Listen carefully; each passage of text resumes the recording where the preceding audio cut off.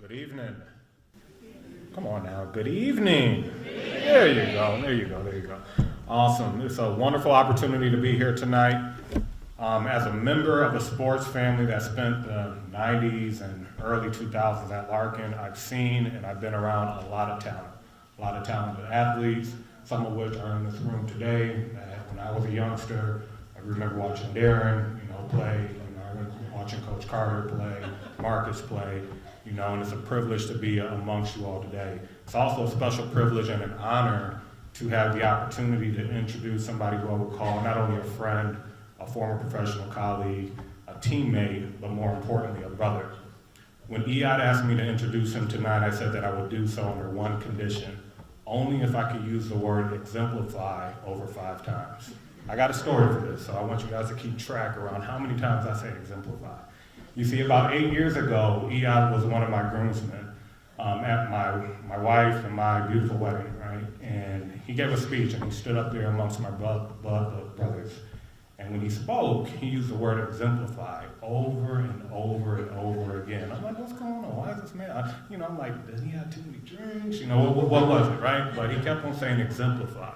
And then when I asked him about it, I said, Eyad, what's going on? Why exemplify? He was like, man, when I was just thinking about a word to describe you, exemplify came up. And I'm like, that's awesome. And I was honored. If I'm being honest, and I am, I can confidently say that the word exemplify exemplifies Eyad to the truest extent of the word. He truly does exemplify in he exemplifies confidence and hard work, and that's kind of what propelled him where he is today. I've known Eyad since we played together, in Little League baseball. We couldn't have been any younger than 6 or 7 years old when our competitive paths crossed. Who would have known that through our collective love for sports would build a brotherhood that has lasted over 30 years, from the field to off the field to the professional world and so on. I've been around the game of football for over 25 years, and I've seen a lot of talent, raw and professional alike. And there's a saying that many athletes and coaches, and I know a few people in this room know, it's called hard work beats talent when talent fails to work hard. With that, I have not seen anybody in my life with better hands as a receiver than Eyad Salem. I can reflect back to when we were still in high school, preparing for college, and we would train together. And I was a running back at the time, and he would ask me to throw him the ball, and I would. I had no business throwing him the ball, but I would throw him the ball. And we were training. We were actually right here at this facility at the gym. He was like, I want you to pass me the ball. And I'm like, all right, cool. He was like, throw it as hard as you can. I'm like, all right. Throw it as hard as I can, and he catches it without flinch. He was like, I want you to scoot up a little bit closer. At this point, I'm probably about 10 yards away from him, and I'm throwing the ball, whipping it as hard as I possibly can. And without fail, he catches the ball. He says, come a little bit closer. I am literally about 5 yards away from him. I'm like, so does he want a black eye? Or like, what's going on? And he says, throw it as hard as you possibly can. So I bring it back, and I throw it, and he catches it. And this work ethic was unbelievable to me. It was incredible because myself, I had a strong work ethic, but how he was moving would only propel him to the next step. Eyad's senior year at Larkin High School was simply incredible. He was selected as All-Upstate, a conference, all-area, all-state receiver his senior year. He set Larkin single game records with 13 receptions and 305 yards, ending his senior year with 45 receptions, 811 receiving yards, and over 1,000 all-purpose yards. But my bro was just getting started. Him and I went to go play collegiate sports at Illinois State University. I remember that day he asked me about the school. He was currently not at Illinois State University, and I was on the football team at the time. He shared with me that he had interest in pursuing Illinois State University. He sent me over his highlight tape. I spoke to my coach. My coach, I think we got some raw talent here that we need to bring in. He's going to be an awesome addition to the team. Needless to say, Eyad came in, and his confidence that he was exemplifying was absolutely incredible. And the rest is what I would call history. To say that I'm proud of you, man, and everything that you've accomplished is an understatement. Without further ado, it is my sincere pleasure to introduce Eyad Salem in the Elgin Sports Hall of Fame. Congratulations.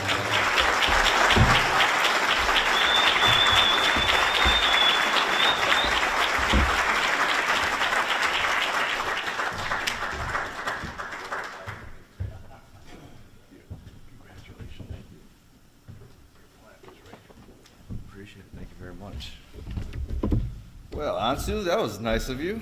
That was great. Nice words, man. Really nice of you. I appreciate you being here. I appreciate all of you for being here tonight.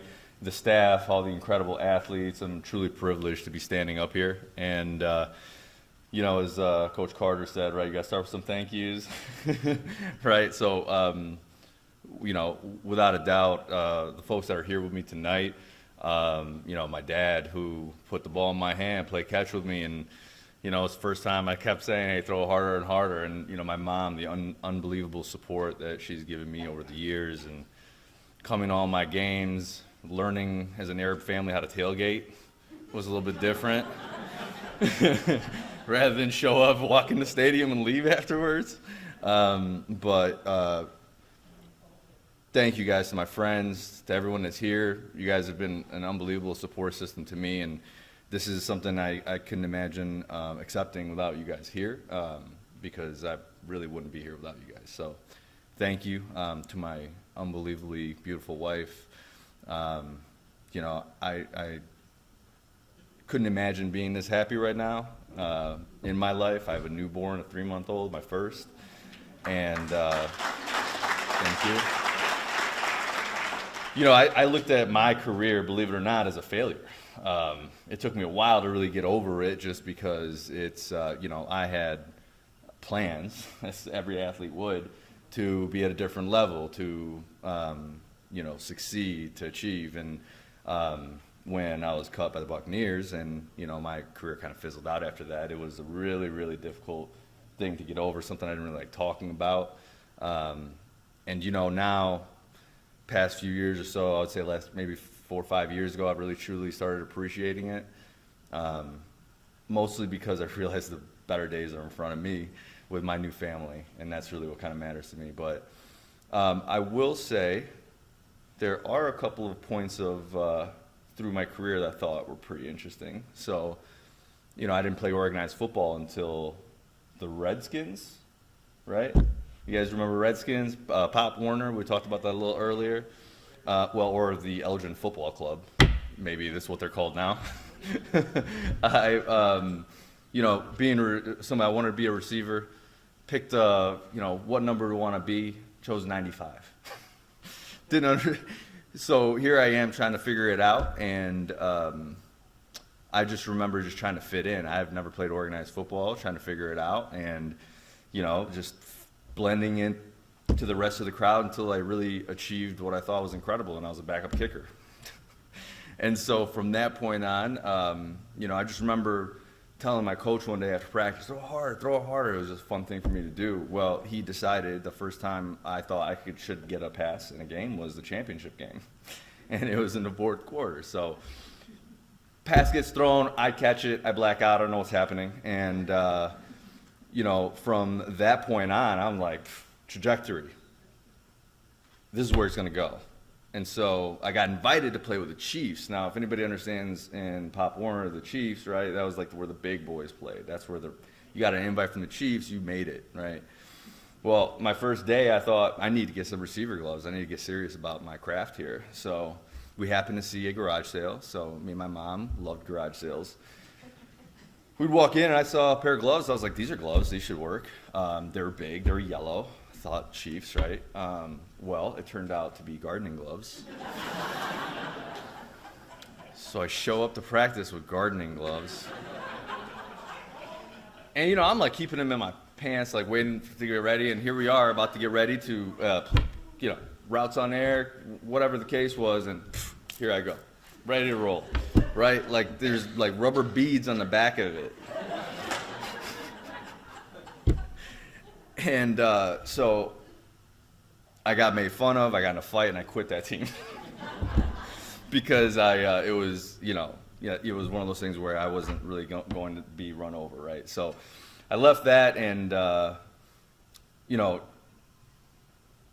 the other tricky part about that season was, you know, I was learning to run routes. I ran a post route. For you that do not know what a post route is, you run 10 yards up the field, then you break it off in a 45-degree angle towards the goalpost.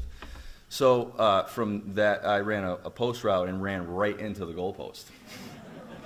So my nickname was Goalpost for the rest of the year. until I quit. And then the joke was on them. So,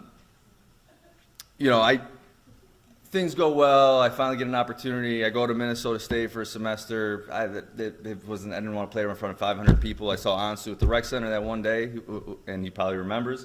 And I said, you know what, I need to go for this. I'm tired of, trying to figure it out at a D2 school. And nothing against D2 schools, again, right? Coming from the guy who looked at my career as a failure to begin with, right? So, I went for it, and Ansu helped me get in. My 13 plays I put on a highlight tape were apparently good enough for them to allow me to walk on. And so similar problem my first year there, right? Came in overconfident, not that strong or talented, maybe 165 pounds soaking wet. And for the first year, I think, honestly, you remember, my name was iPod, right? So it took me about a year for everybody to call me Eyad. And so I'd have to say, I look back on it now, I'm humbled, I'm privileged to be up here. I am truly grateful to have built the relationships I've built, to have such strong bonds that I've built, and I truly am appreciative of this honor. I want to thank you all for everything tonight, and congratulations to all the other individuals today. Thank you.